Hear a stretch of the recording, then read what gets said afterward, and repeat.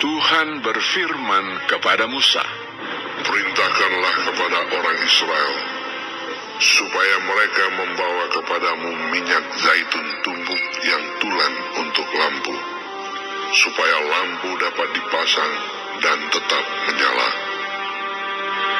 Harun harus tetap mengatur lampu-lampu itu di depan tabir yang menutupi tabut hukum di dalam kemah pertemuan, dari petang sampai pagi di hadapan Tuhan.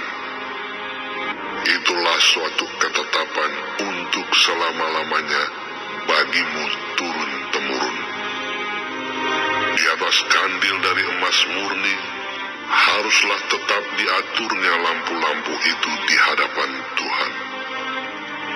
Engkau harus mengambil tepung yang terbaik dan membakar 12 roti bundar daripadanya. Setiap roti bundar harus dibuat dari 2/10 eva.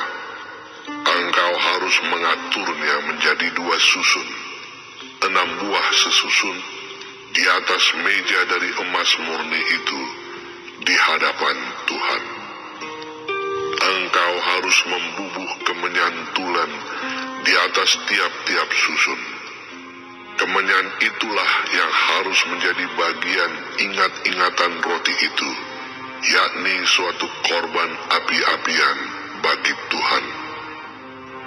Setiap hari Sabat, ia harus tetap mengaturnya di hadapan Tuhan. Itulah dari pihak orang Israel suatu kewajiban perjanjian untuk selama-lamanya. Roti itu teruntuk bagi Harun serta anak-anaknya, dan mereka harus memakannya di suatu tempat yang kudus.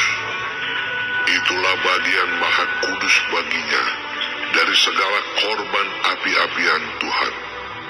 Itulah suatu ketetapan untuk selama-lamanya.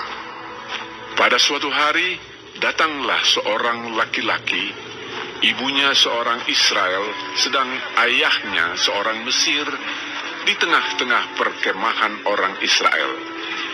Dan orang itu berkelahi dengan seorang Israel di perkemahan. Anak perempuan Israel itu menghujat nama Tuhan dengan mengutuk. Lalu dibawalah ia kepada Musa. Nama ibunya ialah Selomit binti Dibri dari suku Dan. Ia dimasukkan dalam tahanan untuk menantikan keputusan sesuai dengan firman Tuhan. Lalu berfirmanlah Tuhan kepada Musa, "Bawalah orang yang mengutuk itu keluar perkemahan, dan semua orang yang mendengar haruslah meletakkan tangannya ke atas kepala orang itu. Sesudahnya, haruslah seluruh jemaah itu melontari dia dengan batu. Engkau harus mengatakan kepada orang Israel begini: setiap orang yang mengutuki Allah harus menanggung kesalahannya sendiri. Siapa yang menghujat nama Tuhan, pastilah ia dihukum mati dan dilontari dengan batu oleh seluruh jemaah itu. Baik orang asing maupun orang Israel asli, bila ia menghujat nama Tuhan, haruslah dihukum mati. Juga apabila seseorang membunuh seorang manusia, pastilah ia dihukum mati. Tetapi siapa yang memukul mati seekor ternak, harus membayar gantinya seekor ganti seekor. Apabila seseorang membuat orang sesamanya bercacat, maka seperti yang telah dilakukannya, begitulah harus dilakukan kepadanya. Patah ganti patah, mata ganti mata, gigi ganti gigi. Seperti dibuatnya orang lain bercacat, begitulah harus dibuat kepadanya. Siapa yang memukul mati seekor ternak, ia harus membayar gantinya. Tetapi siapa yang membunuh seorang manusia, ia harus dihukum mati.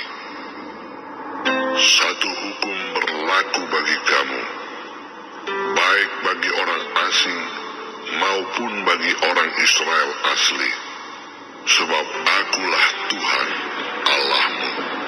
Demikianlah Musa menyampaikan firman itu kepada orang Israel. Lalu dibawalah orang yang mengutuk itu keluar perkemahan, dan dilontarilah dia dengan batu. Maka orang Israel melakukan seperti yang diperintahkan Tuhan kepada Musa.